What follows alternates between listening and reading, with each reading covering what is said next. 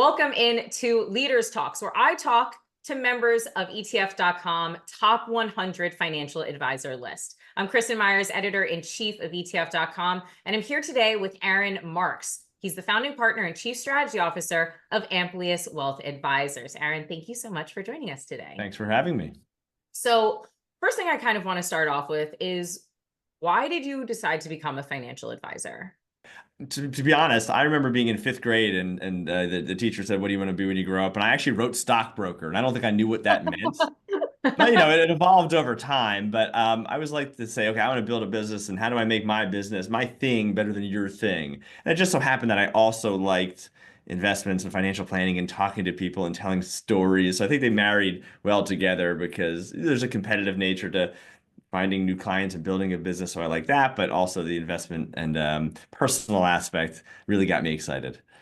I think you're the first person I've ever heard of that said at the age, being in fifth grade and already I'm actually telling you, I don't know why I said it, but close. I think I said I wanted to be a swimmer or something like that. I definitely didn't have my sights set that far in advance. So part of the reason that you're on this top 100 list is because of your incredible use of ETFs. So I have to ask, what is it about exchange traded funds that you really like? transparency, liquidity, the tax efficiency. When I first started my career, I tried everything. I didn't have conviction in one thing. A prospective client would say, "Hey, I want to buy individual stocks. I want to buy mutual funds. I want to buy hedge funds." And I would say, "Okay," just because, I didn't have clients. And so I, wanted to people please.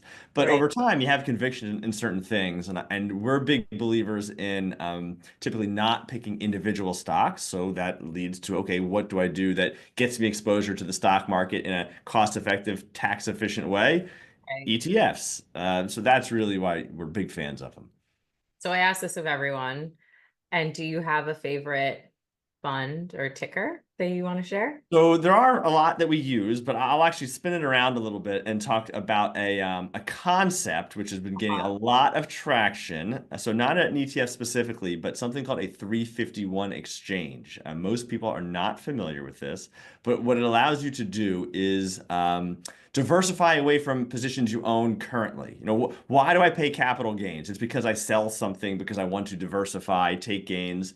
I also might need money, but let's put that one aside. So a 351 exchange allows you to take investments that you own, exchange them for a new ETF, therefore selling, in quotes, selling, you're really transferring your assets from one to the other and completely deferring the taxes. So that it's not a specific fund, but Right. a concept that I think people are going to start gravitating to more and more. A new Uh, strategy, I guess. absolutely. Absolutely. You already know I'm going to be calling you at some point later on to do another interview about just 351 exchanges, because I think you're right. When more people kind of hear about this and catch on to this, I think they're definitely going to be excited for some of the possibilities. So last question for you. It's my favorite question because I'm getting such interesting answers. I have to ask, what is your worst or funniest financial mistake that you have ever made? I'll give you two. I mentioned the individual stock picking. Early in my career was following this one stock, and it would go from 5 to 15 to 5 to 15. And I was like, great, buy it at 5, I'm gonna sell it at 15. And I doubled my money on a small amount of money. And then one time I was like, I'm not gonna sell it at 15. And it went to 20 or to 25. And then I sold it. I thought I was the smartest person in the world. And then I forgot about it for about 3 or 4 or 5 years. And then I looked it up again. It was like $300 a share. And I was, like, oh my God, I thought I was a genius. Where, if I would have kept, Yeah.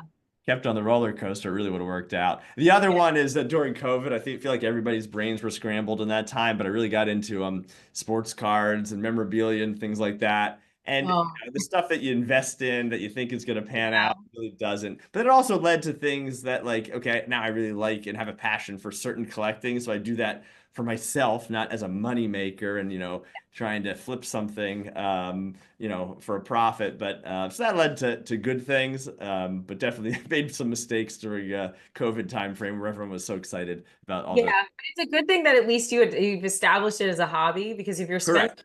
even if it doesn't bring you a return and a financial return, at least it's giving you an emotional return, and That's it's right. something you're just doing for yourself. That's right. However, I do have a lot of Pokemon cards that I'm still trying to figure out if I can become a multimillionaire. So You might have that one hidden somewhere. You never know. we're going to see that Charizard I have, I think definitely is going to Right. be callable one day. Aaron Marks, Amplius Wealth Advisors, thanks so much for joining us. Thanks for having me.